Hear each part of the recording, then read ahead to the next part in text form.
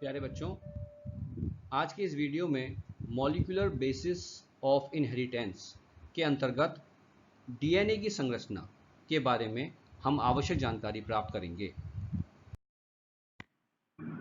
सबसे पहले हम जानते हैं कि न्यूक्लिक अम्ल क्या है, इसे हम न्यूक्लिक अम्ल क्यों कहते हैं। तो देखिए, न्यूक्लिक अम्ल जो है ये केंद्रक के अंदर पाया जाता है और इसका जो मीडियम है, जो प्रकृति है, वो कैसी है, अम्लीय है और इसी कारण से हम इसको न्यूक्लिक अम्ल के नाम से जानते हैं। न्यूक्लिक अम्ल जो है सामान्यतः दो प्रकार का होता है, जिसमें से एक क्या है आपका डीएनए, जिसकी पूरी फुल फॉर्म क्या है, डीऑक्सी राइबोज न्यूक्लिक अम्ल, और ये सामान्यतः पाया जाता है केंद्रक में। और दूसरा जो न्यूक्लिक अम्ल है वो है आरएनए, जिसको हम राइबोज न्यूक्लिक अम्ल भी कहते हैं। और ये मुख्यतः जो है साइटोप्लाज्म या कोशिका द्रव्य में पाया जाता है। देखिए, ये सामान्यतः पाया जाता है, मैं आपको बता रहा हूँ। जैसे डीएनए है आपका, अब डीएनए आपका माइटोकॉन्ड्रिया के अंदर भी होता है, आपका हरित कवक के अंदर भी होता है, लेकिन मुख्यतः जो डीएनए पाया जाता है वो कहाँ पाया जाता है, केंद्रक के अंदर पाया जाता है। और उसी प्रकार से जो आरएनए होता है वो मुख्यतः कहाँ पाया जाता है, साइटोप्लाज्म में पाया जाता है। एक वैज्ञानिक थे एफ मिशर, जिन्होंने पस कोशिकाओं से डीएनए को पृथक किया और न्यूक्लिन नाम दिया।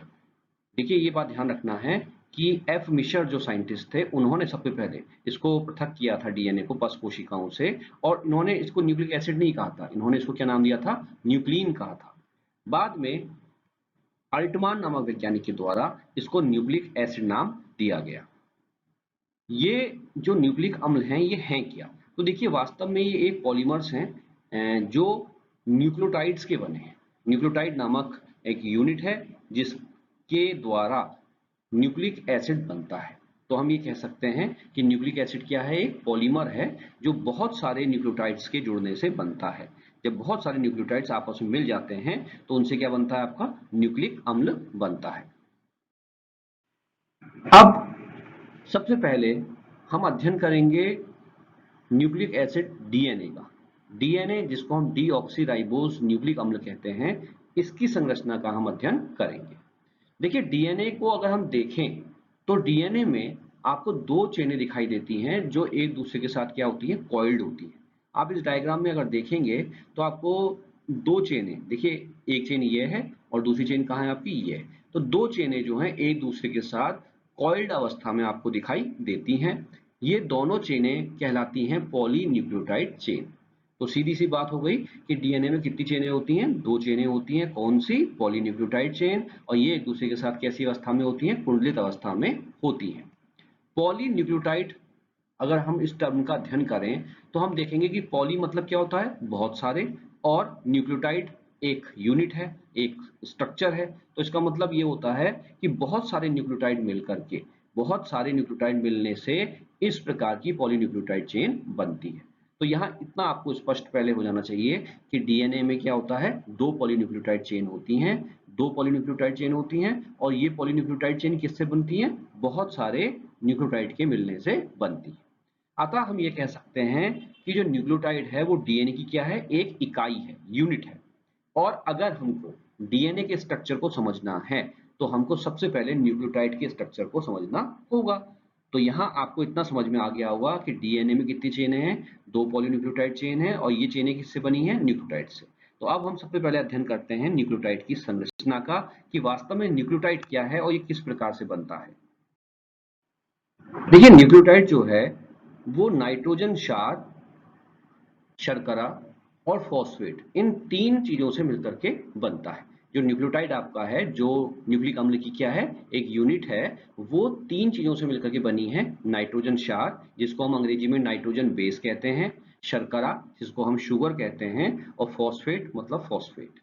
ये जो नाइट्रोजन क्षार है ये दो प्रकार के होते हैं डीएनए में। एक को हम कहते हैं प्यूरीन और दूसरे को कहते हैं पिरिमिडीन। प्यूरिन भी आपके दो प्रकार के होते हैं, एक होता है एडेनिन और एक होता है ग्वानिन।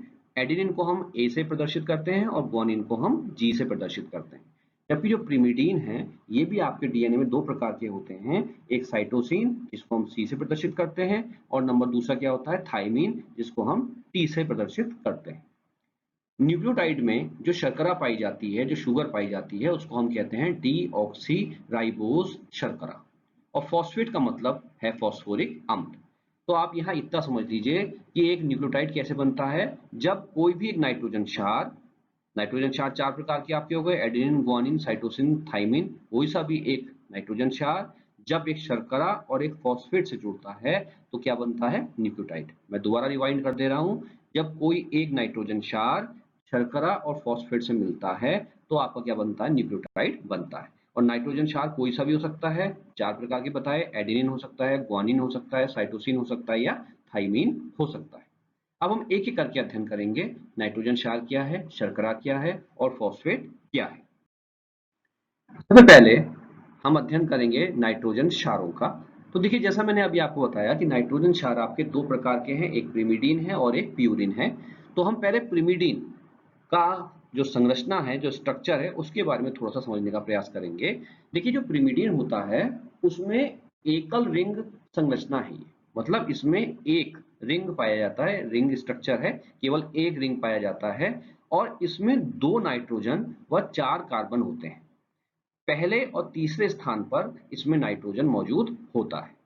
अब हम डायग्राम से समझने का प्रयास करेंगे। ये देखिए, ये जो डायग्राम है ये एक प्रिमिडीन का स्ट्रक्चर यहाँ मैंने आपको दिखाया है। अगर आप देखें तो इसमें एक रिंग है, एक रिंग है आपका, और इस रिंग में आपके दो नाइट्रोजन है। पहले और तीसरे स्थान पर आपके दो नाइट्रोजन हैं और बाकी चार कार्बन आपको दिखाई दे रहे हैं, कार्बन एक दो तीन चार। और इस पूरे रिंगिंग स्ट्रक्चर में हम नंबरिंग करते हैं ताकि हम आगे ये पहचान पाएं कि न्यूक्लिक एसिड कैसे बनता है। तो ये ध्यान रखिएगा, हमने नंबरिंग यहाँ पे शुरू करी एन से 1 2 3 4 5 6। तो ये जो 6 रिंगिंग स्ट्रक्चर आपको यहाँ पर दिखाई दे रहा है, तो ये स्ट्रक्चर है आपका किसका? प्रिमिडीन का। और प्रिमिडीन दो प्रकार के मैंने आपको बता दिए, एक साइटोसिन और दूसरा क्या है? थायमीन। अब हम बात करते हैं प्यूरिन की। देखिए, प्यूरिन में क्या होता है, इसमें दो रिंग स्ट्रक्चर पाए जाते हैं। जैसे प्रिमिडीन में तो एक स्ट्रक्चर है रिंगिंग, लेकिन प्रिमिडीन के विपरीत अगर हम प्यूरिन की बात करें तो प्यूरिन में दो रिंग युक्त संरचनाएं पाई जाती हैं, जिनमें से एक रिंग को तो हम प्रिमिडीन रिंग कहते हैं और दूसरे रिंग को हम इमिडाजोल रिंग कहते हैं। एक रिंग तो बिल्कुल ऐसी ही होगी, इसलिए हम उसको क्या कहते हैं? प्रिमिडीन रिंग। और जो दूसरा रिंग होता है उसको हम कहते हैं इमिडाजोल रिंग कहते हैं। और इस फ्यूरिन में नाइट्रोजन कितने पाए जाएंगे? चार नाइट्रोजन पाए जाएंगे और पांच कार्बन पाए जाएंगे। पहले, तीसरे, सातवें और नवें स्थान पर आप क्या मौजूद होगा? नाइट्रोजन मौजूद होगा। डायग्राम से हम समझते हैं। देखिए, ये स्ट्रक्चर है आपका किसका? प्यूरिन का। अब प्यूरिन में आप देखिए, ये वाला जो संरचना ये क्या है? प्रिमिडीन रिंग है, बिल्कुल प्रिमिडीन जैसी है। और ये वाला जो स्ट्रक्चर है आपका, ये है आपका क्या? इमिडाजोल रिंग, जो एक्स्ट्रा है। तो यहाँ पे देखिए दो रिंगिंग स्ट्रक्चर है, टू रिंग है, यहाँ पे दो रिंग है आपके प्यूरिन में। और एक क्या है? प्रिमिडीन स्ट्रक्चर है, प्रिमिडीन जैसा रिंग है, और दूसरा क्या है? इमिडाजोल जैसा रिंग है। और इसमें अगर आप देखें, पहले, तीसरे, सातवें और नवें स्थान पर नाइट्रोजन है। देखिए, पहला, तीसरा, सातवां और नवा। अब आप इस स्ट्रक्चर को अगर आप देखें तो नंबरिंग करने का तरीका भी आप देख लीजिए। नंबरिंग करने का तरीका भी मैंने आपको बता दिया। जैसे मान लीजिए पहला ये रिंग है आपका, ठीक है, तो आपने नंबरिंग कहाँ से करी? यहाँ से करी। एक, ये आ गया दो, ये आ गया आपका तीन, ये आ गया आपका चार, ये आ गया आपका पांच और ये आ गया आपका छह। ये तो आपका क्या होगा? प्रिमिटिव रिंग हो गया। और इसके अलावा आपका ये एक्स्ट्रा स्ट्रक्चर आपका जुड़ गया। तो आप यहाँ पे शुरू करेंगे सात, आठ और नौ। तो आप देखिए इस प्रकार से नौ आपके नंबरिंग हो गई यहाँ पे। और इस स्ट्रक्चर में नाइट्रोजन के मॉलिक्यूल कितने हो गए? चार। एक, दो, तीन और चार। और कार्बन कितने हो गए? पांच। तो ये है आपका प्यूरिन और प्रिमिडीन। और ये याद रखिएगा, प्यूरिन कौन कौन से हैं डीएनए में? एडेनिन और गुआनिन। और प्रिमिडीन कौन से हैं? साइटोसिन और थाइमिन। यहाँ ये भी आपके समझ में आ रहा होगा कि सिंपल स्ट्रक्चर किसका है? प्रिमिडीन का स्ट्रक्चर सिंपल है थोड़ा, क्योंकि इसमें एक रिंग है, सिंगल रिंग है। जबकि प्यूरिन का स्ट्रक्चर थोड़ा टफ है, क्योंकि इसमें कितने रिंग्स हैं? दो रिंग्स हैं। एक रिंग कौन सा है? प्रिमिडीन रिंग। और दूसरा कौन सा है? Imidazole ring. अब हम बात करते हैं शर्करा की, शुगर की। तो देखिए, न्यूक्लिक अम्लों में जो शर्करा पाई जाती है वो दो प्रकार की हो सकती है। एक होती है राइबोज शर्करा और एक होती है डीऑक्सी राइबोज शर्करा। डीएनए में जो शर्करा पाई जाती है वो कहलाती है डीऑक्सी राइबोज शर्करा। लेकिन अगर हम इसकी संरचना का अध्ययन करेंगे तो आप ये देखेंगे कि जो डीऑक्सी राइबोज शर्करा है वो राइबोज शर्करा से ही बनी है। कैसे बनी है इसको आप समझिए। देखिए, राइबोज शर्करा के कार्बन 2 से अगर हम एक ऑक्सीजन अणु को निकाल दें तो जो शर्करा बन जाती है उसको हम डीऑक्सीराइबोज शर्करा कहते हैं। आपको स्ट्रक्चर बनाने में आसानी होगी इसलिए आप दोनों स्ट्रक्चरों को समझ लीजिए। देखिए डीऑक्सीराइबोज में आप देखिए उससे पहले क्या लिखा है, डीऑक्सी, और डीऑक्सी का मतलब क्या है, ऑक्सीजन का निकलना। डीऑक्सीराइबोज शर्करा अर्थात राइबोज शर्करा से डीऑक्सी ऑक्सीजन का निकलना। तो आप राइबोज स्ट्रक्चर को देख लीजिए। राइबोज स्ट्रक्चर अगर समझ में आ गया तो इसी से एक ऑक्सीजन के अणु को निकाल करके हम क्या बना देंगे, डीऑक्सीराइबोज शर्करा। मैं दोबारा आपको समझा दूं, डीएनए में जो शर्करा पाई जाती है वो डीऑक्सीराइबोज शर्करा है, ठीक है ना। और ये डीऑक्सीराइबोज शर्करा कब बनती है, जब राइबोज शर्करा से हम ऑक्सीजन का एक अणु क्या कर दें, निकाल दें, डीऑक्सीडेशन कर दें, तो क्या बनता है, डीऑक्सीराइबोज शर्करा। यहाँ जो स्ट्रक्चर आप देख रहे हैं ये वाला, ये राइबोज शर्करा का एग्जाम्पल है। जैसा मैंने लिखा भी है ऊपर, ये एक पेंटोज शर्करा है। पेंटोज शर्करा का मतलब जिसमें कार्बन परमाणुओं की संख्या क्या हो, 5 हो। आप जानते हैं हेक्सोज, जैसे ग्लूकोज है, हेक्सोज हम इसलिए कहते हैं कि उसमें कार्बन परमाणुओं की संख्या कितनी है, 6 है। अगर 7 होगी तो हेप्टोज, 8 होगी तो ऑक्टोज।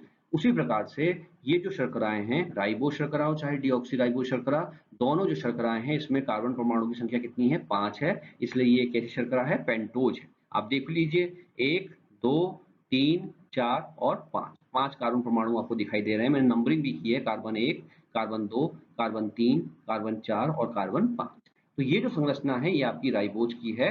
और इसके कार्बन 2, ये कार्बन 2 है। इससे देखिए यहाँ पे आप देखिए एक H ग्रुप है और एक हाइड्रोक्सिल ग्रुप है, OH ग्रुप। और इस OH ग्रुप से अगर हम ऑक्सीजन का एक मॉलिक्यूल बाहर निकाल दें तो ये क्या हो गया, डीऑक्सीडेशन हो गया, ऑक्सीजन का निकलना हो गया। और इस ऑक्सीजन के निकलने से ये राइबोज शर्करा बना देती है क्या, डीऑक्सीराइबोज शर्करा। आप देखिए ये बन गया आपका डीऑक्सीराइबोज शर्करा। अब यहाँ OH के स्थान पे क्या बचेगा, केवल आपका H।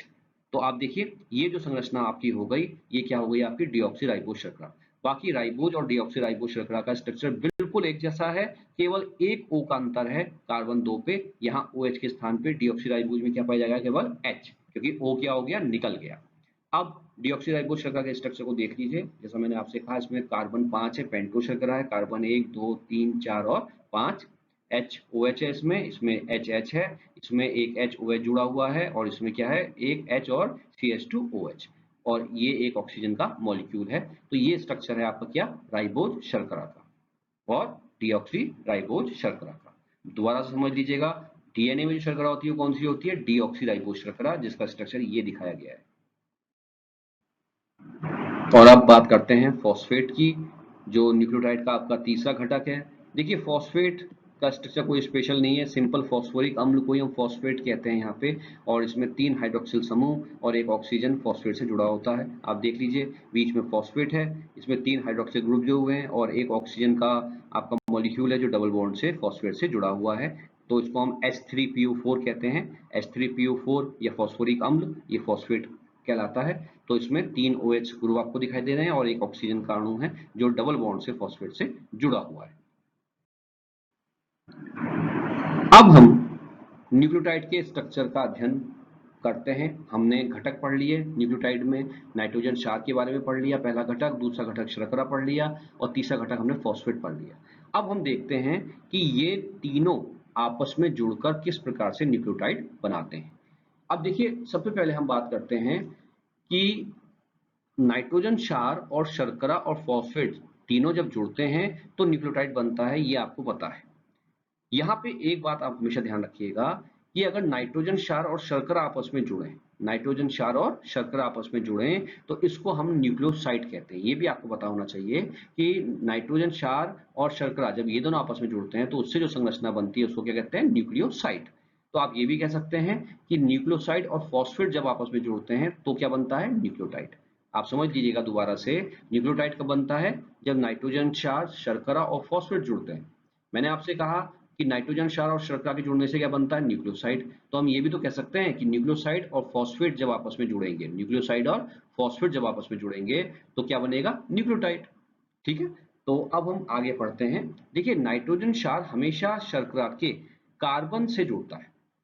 पहला जो स्ट्रक्चर हम दिखा रहे हैं वो हम क्या दिखा रहे हैं, नाइट्रोजन क्षार को शर्करा से जुड़ता हुआ, अर्थात न्यूक्लियोसाइड कैसे बनता है हम ये दिखा रहे हैं। पहले नाइट्रोजन क्षार शर्करा से कैसे जुड़ता है, आप देखिए इस चीज को।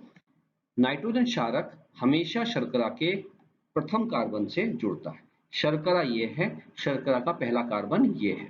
तो नाइट्रोजन जो क्षार होगा, नाइट्रोजन जो बेस होगा, वो हमेशा कार्बन शर्करा के कार्बन 1 से जुड़ता है, अर्थात नाइट्रोजन क्षार कहां जुड़ेगा, इस कार्बन से जुड़ेगा।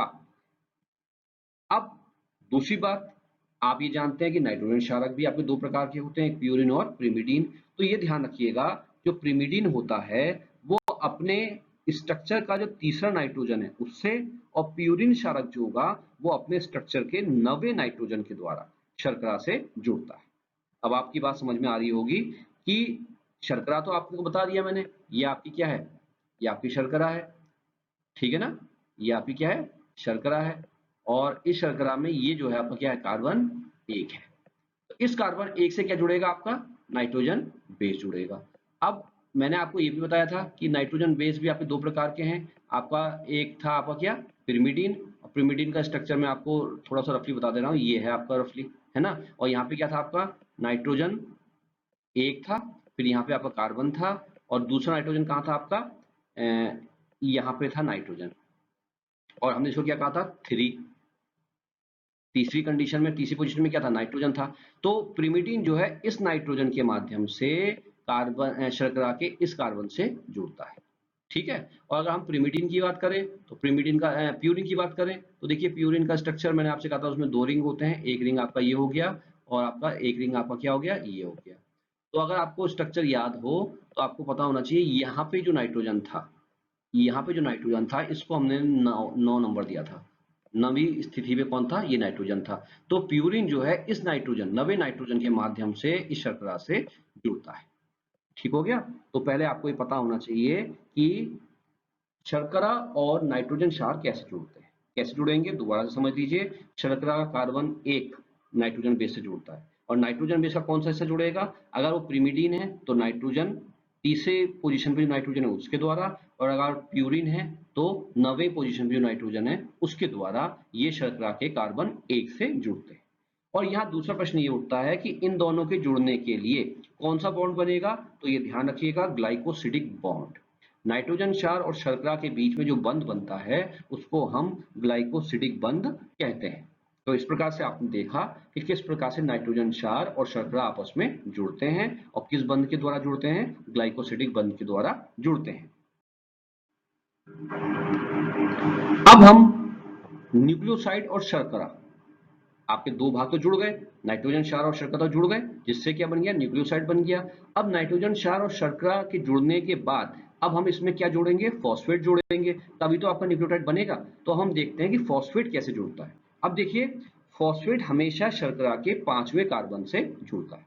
आप अगर इस स्ट्रक्चर को देखिए, शर्करा थी, शर्करा के कार्बन 1, ये कार्बन 1 है, इससे कौन जुड़ गया, नाइट्रोजन बेस जुड़ गया, किस बंध के द्वारा जुड़ा, ग्लाइकोसिडिक बंध के द्वारा जुड़ा। अब ये जो कार्बन 4, कार्बन 5, ये देख रहे हैं आप, कार्बन 5 जहाँ पे लिखा है CH2OH, इस कार्बन 5 से आपका क्या जुड़ेगा, फॉस्फेट। और किस प्रकार से जुड़ेगा, थोड़ा इसको भी समझ लीजिए। देखिए फॉस्फेट में 3 हाइड्रोक्सिल फंक्शनल ग्रुप हैं, 1, 2 और 3। इन 3 में से एक हाइड्रोक्सिल ग्रुप कार्बन 5 के हाइड्रोक्सिल ग्रुप के साथ रिएक्शन करता है, और इसके फलस्वरूप यहाँ जल का एक अणु बाहर निकलेगा, और यहाँ इन दोनों के बीच में एक बंध बन जाता है जिसको हम कहते हैं फॉस्फोडाइईस्टर बंध। और इस बंध के कारण से फॉस्फेट का मॉलिक्यूल इस शर्करा के अणु से क्या होगा, जुड़ जाएगा, किस बंध के द्वारा, फॉस्फोडाइईस्टर बंध। और इस प्रकार से संरचना बनेगी क्या, आपकी न्यूक्लियोटाइड। दोबारा समझ लीजिए, ये शर्करा के मॉलिक्यूल की कार्बन 1 पे तो नाइट्रोजन क्षार जुड़ गया था, कार्बन 5 जो है यहाँ से फॉस्फेट का अणु जुड़ेगा। फॉस्फेट में 3 हाइड्रोक्सिल ग्रुप थे, जिनमें से एक हाइड्रोक्सिल ग्रुप इस कार्बन 5 के हाइड्रोक्सिल ग्रुप के साथ रिएक्शन करेगा। इस प्रकार से आप देखिए, मैंने दिखा रखा है, ये जल का एक अणु बाहर निकल जाएगा और इनके द्वारा यहाँ पे बंध बन जाएगा, जिस बंध को हम कहते हैं फॉस्फोडाइईस्टर बॉन्ड। और इस बंध के द्वारा ये फॉस्फेट इस न्यूक्लियोसाइड, अब ये न्यूक्लियोसाइड ही तो है आपका, शर्करा और नाइट्रोजन क्षार के जुड़ने से क्या बन गया, न्यूक्लियोसाइड। और अब इस न्यूक्लियोसाइड से हमने एक फॉस्फेट ग्रुप जोड़ दिया, जो किसके द्वारा जुड़ा, फॉस्फोडाइस्टर बॉन्ड के द्वारा। तो इस प्रकार से आप देखें, आपका ये पूरा स्ट्रक्चर क्या कहलाएगा, न्यूक्लियोटाइड। आप देखिए, इसमें ये नाइट्रोजन क्षार हो गया, ये वाला स्ट्रक्चर क्या हो गया, शर्करा हो गया, और ये क्या हो गया, फॉस्फेट हो गया। तो इन तीनों घटकों के जुड़ने के फलस्वरूप आपका क्या बन गया, न्यूक्लियोटाइड बन गया। अब देखिए, आपने न्यूक्लियोटाइड कैसे बना, आपने ये देख लिया। अब आप ये भी जानते हैं कि नाइट्रोजन क्षार आपके 4 प्रकार के होते हैं। एडेनिन, गुआनिन, साइटोसिन और थाइमिन। 4 प्रकार के आपके नाइट्रोजन क्षार होते हैं। शर्करा तो एक ही प्रकार की है, फॉस्फेट एक ही प्रकार का है। तो कौन-कौन से न्यूक्लियोटाइड और कौन-कौन से न्यूक्लियोसाइड यहाँ बनेंगे, डीएनए में कौन-कौन से न्यूक्लियोसाइड होंगे और कौन-कौन से न्यूक्लियोटाइड होंगे, थोड़ा-सा हम नामों के माध्यम से इसको समझते हैं। देखिए, यहाँ आप समझिए दोबारा से, नाइट्रोजन क्षार और शर्करा जुड़ती है तो क्या बनता है, न्यूक्लियोसाइड। ये मैंने आपको पहले बता दिया। नाइट्रोजन क्षार और शर्करा जुड़ती है तो क्या बनता है, न्यूक्लियोसाइड। और न्यूक्लियोसाइड में जब हम एक फॉस्फेट का मॉलिक्यूल जोड़ते हैं तो क्या बनता है, न्यूक्लियोटाइड। या सामान्य भाषा में हम क्या कह देते हैं, नाइट्रोजन क्षार, शर्करा और फॉस्फेट, ये तीनों चीजें जुड़ती हैं तो न्यूक्लियोटाइड बनता है। ठीक है, तो आपको ये पता होना चाहिए कि नाइट्रोजन क्षार और शर्करा को सामूहिक रूप से हम क्या कह देते हैं, न्यूक्लियोसाइड। ठीक है ना। तो अब इसी के माध्यम से हम समझते हैं कि कौन कौन से न्यूक्लियोसाइड और न्यूक्लियोटाइड बनते हैं। देखिए, एडेनिन अगर होगा, एडेनिन अगर होगा और वो डीऑक्सीराइबोज शर्करा से जुड़ता है, तो एडेनिन नाइट्रोजन क्षार जब डीऑक्सीराइबोज शर्करा से जुड़ता है तो कौन सा न्यूक्लियोसाइड बनता है, न्यूक्लियोसाइड कहलाता है डीऑक्सी एडिनोसिन। ठीक है, और इस डीऑक्सी एडिनोसिन से जब एक फॉस्फेट जुड़ेगा तो आपका कौन सा न्यूक्लियोटाइड बनेगा, डीऑक्सी एडिनोसिन मोनोफॉस्फेट। ये क्या है, आपका न्यूक्लियोटाइड है। ये क्या है, आपका न्यूक्लियोसाइड है। ये बात ध्यान रखिएगा। इसी प्रकार से अगर ग्वानिन आपका नाइट्रोजन क्षार होगा तो वो शर्करा से जुड़ के क्या बनाएगा, डीऑक्सी ग्वानोसिन। और जब उसमें एक फॉस्फेट जोड़ेंगे तो कौन सा न्यूक्लियोटाइड बनेगा, डीऑक्सी ग्वानोसिन मोनोफॉस्फेट। इसी प्रकार से साइटोसिन अगर नाइट्रोजन क्षार होगा तो वो शर्करा से जुड़ के क्या बनाएगा, डीऑक्सीसाइटिडीन। और डीऑक्सीसाइटिडीन जो नाइट्रोजन क्षार साइटोसिन से बना है, इस ये न्यूक्लियोसाइड जब फॉस्फेट से जुड़ेगा तो कौन सा न्यूक्लियोटाइड बनेगा, डीऑक्सीसाइटिडीन मोनोफॉस्फेट। इसी प्रकार से अगर थाइमीन नाइट्रोजन क्षार है तो वो शर्करा से जुड़कर कौन सा न्यूक्लियोसाइड बनाएगा, डीऑक्सीथाइमिडीन।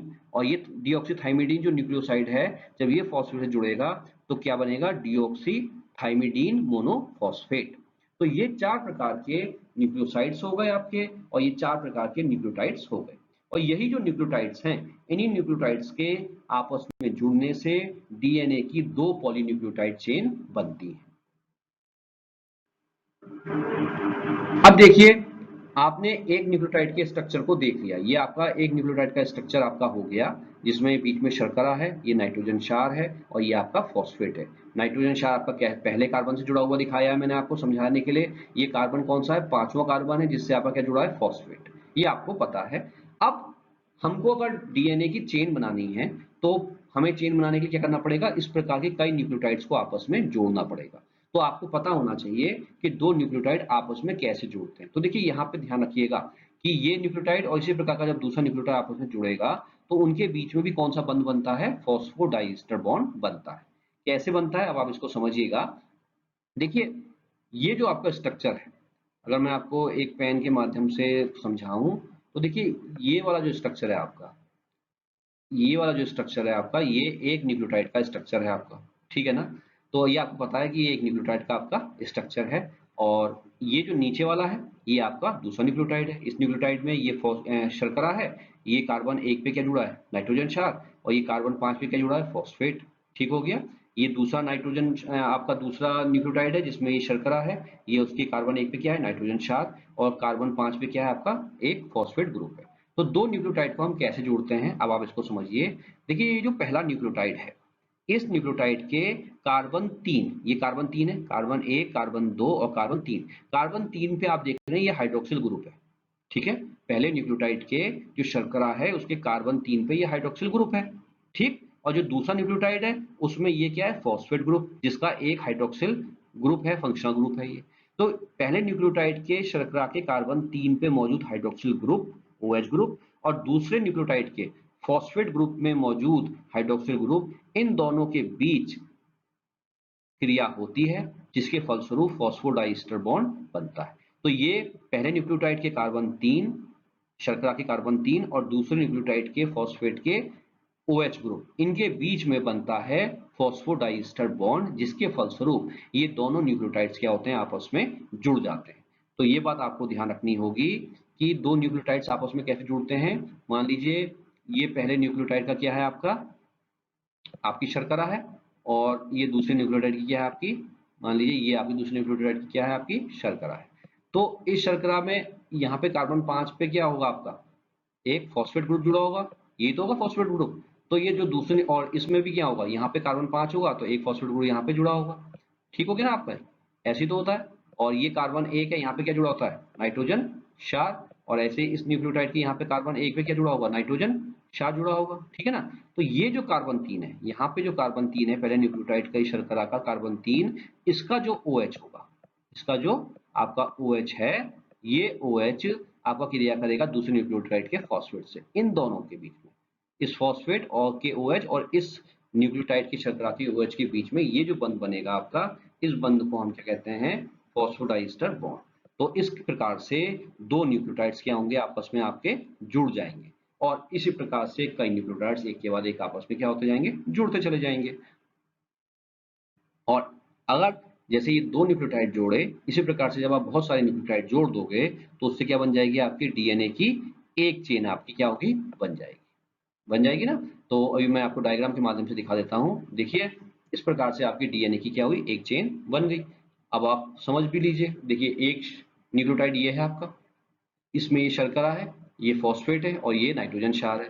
दूसरा न्यूक्लियोटाइड ये है, उसकी ये शर्करा, ये फॉस्फेट और ये क्या है, नाइट्रोजन क्षार। तीसरा न्यूक्लियोटाइड ये है, इसकी शर्करा, फॉस्फेट, नाइट्रोजन क्षार। चौथा न्यूक्लियोटाइड ये है, इसकी शर्करा, फॉस्फेट और नाइट्रोजन क्षार। और आप देखिए, यही मैंने आपसे कहा था, पहली शर्करा का कार्बन 1 ये होगा, 2 ये होगा, 3 ये होगा। तो ये कार्बन 3 का जो हाइड्रोक्सिल ग्रुप है, ये दूसरे न्यूक्लियोटाइड के फॉस्फेट के OH के साथ बॉन्ड बना दिया। ये कौन सा बॉन्ड हो गया, फॉस्फोडाइस्टर बॉन्ड। ये कौन सा बॉन्ड हो गया, फॉस्फोडाइस्टर बॉन्ड। और ये कौन सा बॉन्ड हो गया, ग्लाइकोसिडिक बॉन्ड।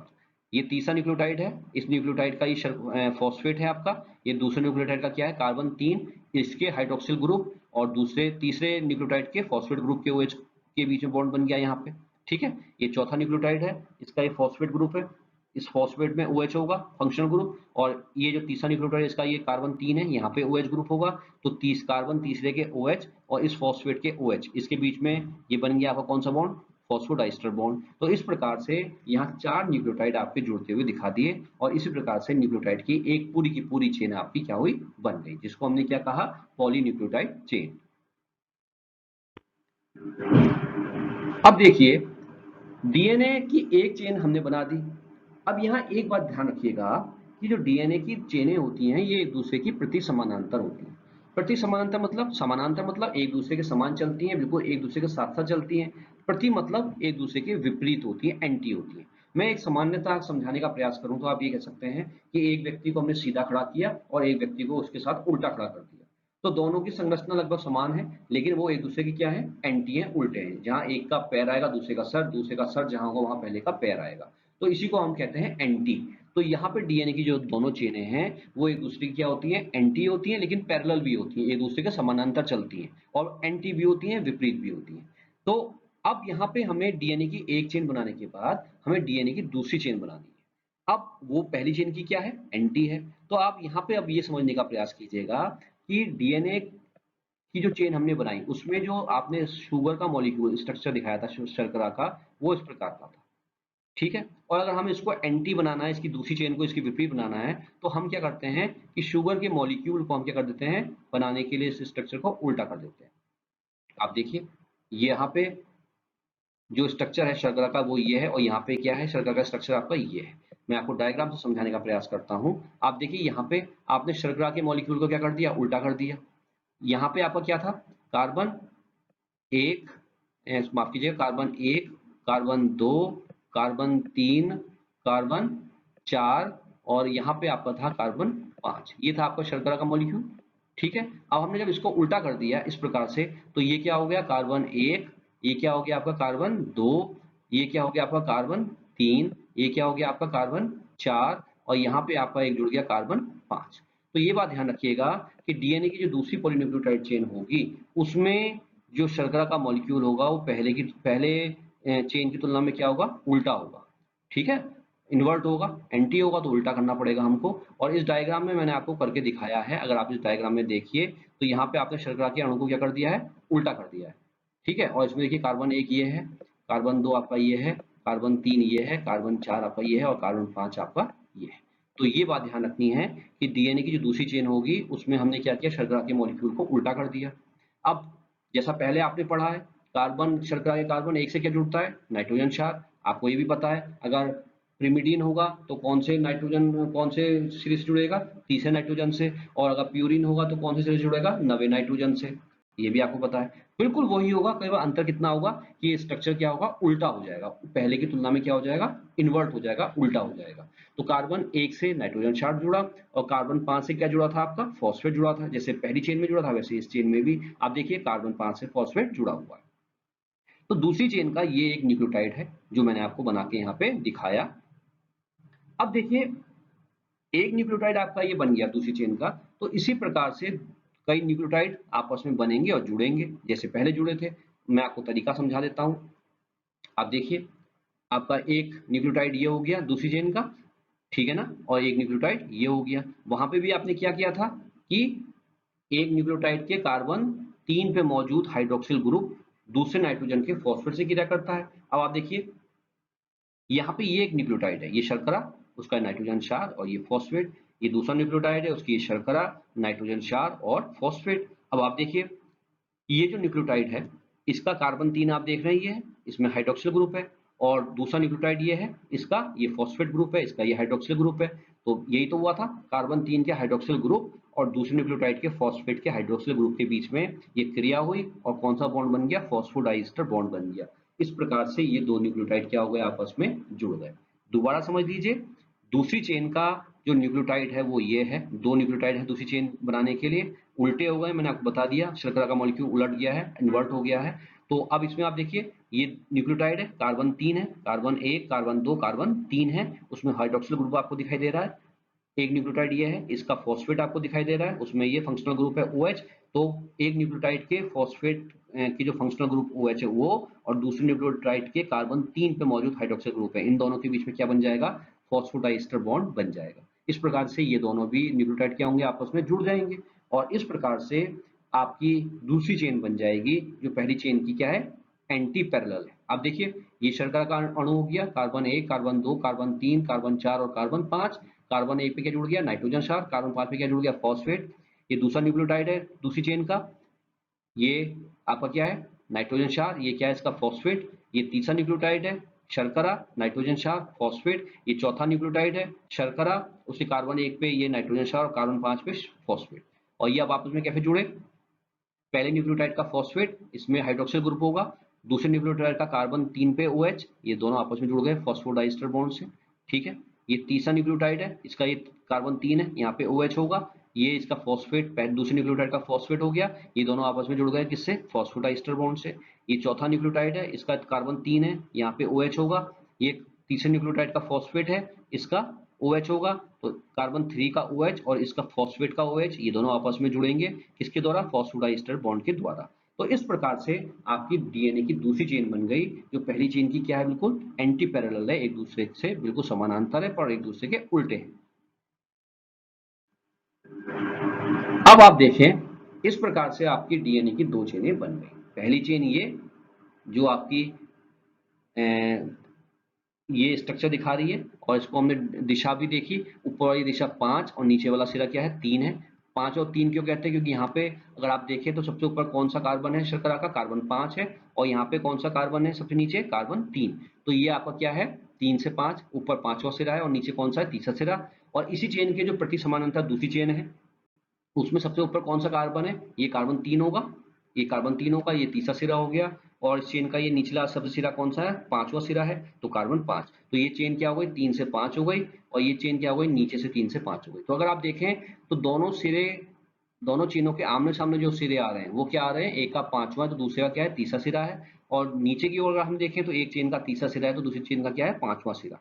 तो अगर आप देखें तो ये दोनों चेनें क्या है, एक दूसरे के स्ट्रक्चर में तो बिल्कुल समान है, समानांतर है, समान समान चल रही है एक दूसरे के साथ, लेकिन एक दूसरे की क्या है, एंटी है। जहाँ एक चेन का 5वां शीर्ष आ रहा है तो दूसरी चेन का तीसरा आ रहा है, और जहाँ पहली चेन का तीसरा आ रहा है वहां दूसरी चेन का क्या आ रहा है, 5वां सिरा आ रहा है। तो यही कहलाता है एंटी पैरेलल होना। ये दोनों चेनें एक दूसरे की क्या है, प्रति समानांतर हैं, एंटी पैरेलल है। अब यहाँ पे एक दो पॉइंट्स हमको और ध्यान रखने हैं। देखिए डीएनए की दोनों चेनें तो बन गई, यहाँ पे आप ये ध्यान रखिएगा, हमें अगर इन दोनों चेनों को जोड़ेंगे तभी डीएनए का पूरा स्ट्रक्चर बनेगा। तो यहाँ ये ध्यान रखिएगा कि डीएनए की दोनों चेनें जो एक दूसरे के एंटी पैरेलल हैं, इनके आमने सामने कौन सा घटक आता है? नाइट्रोजन क्षार। वही फॉस्फेट तो सभी बाहर होते हैं, बीच में क्या आते हैं? शर्करा। तो दोनों के आमने सामने जो आते हैं वो क्या आते हैं? नाइट्रोजन क्षार आते हैं।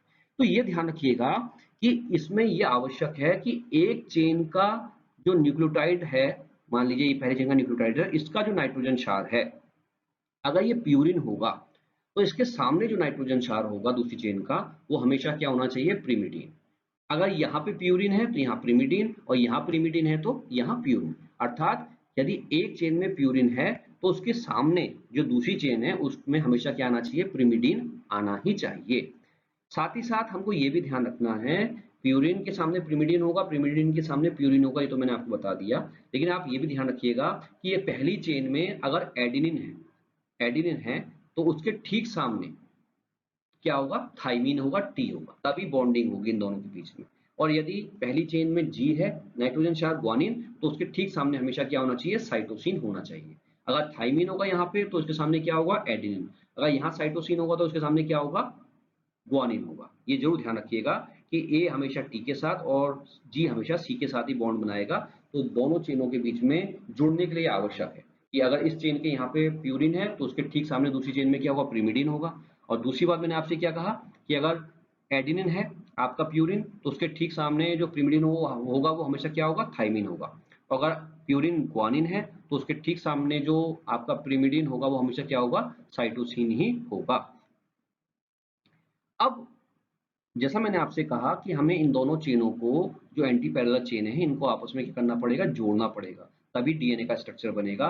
और जोड़ने के लिए हमें क्या करना पड़ेगा? इन दोनों नाइट्रोजन क्षारों के बीच में एक बंध बनाना पड़ेगा जिसको हम कहते हैं हाइड्रोजन बंध। ये ध्यान रखिएगा, ये जो नाइट्रोजन क्षार हैं दोनों चेनों के, ये आपस में जुड़ के डीएनए के स्ट्रक्चर को पूरा करेंगे। और ये किसके द्वारा जुड़ते हैं? हाइड्रोजन बंध के द्वारा जुड़ते हैं। अब यहाँ एक और बात ध्यान रखिएगा कि एडेनिन और थाइमिन, इन दोनों के बीच में जो हाइड्रोजन बंध बनता है वो कैसा बनता है? द्विबंध बनता है, डबल बॉन्ड बनता है। और ग्वानिन और साइटोसिन के बीच में जो हाइड्रोजन बंध बनता है वो हमेशा क्या होता है? त्रिबंध होता है। थ्री बॉन्ड्स बनेंगे, ट्रिपल बॉन्ड बनेंगे। आप डायग्राम में देखिए, यहाँ पे एडेनिन और थाइमिन के बीच में कौन सा बॉन्ड बना है? देखिए डबल बॉन्ड है। और ग्वानिन और साइटोसिन के बीच में कौन सा बॉन्ड है? ट्रिपल बॉन्ड है। तो ये भी ध्यान रखना कि एडेनिन हमेशा थाइमिन से जुड़ेगा और किस बॉन्ड से? डबल बॉन्ड से। ग्वानिन हमेशा साइटोसिन से जुड़ेगा, किस बॉन्ड से? ट्रिपल बॉन्ड से।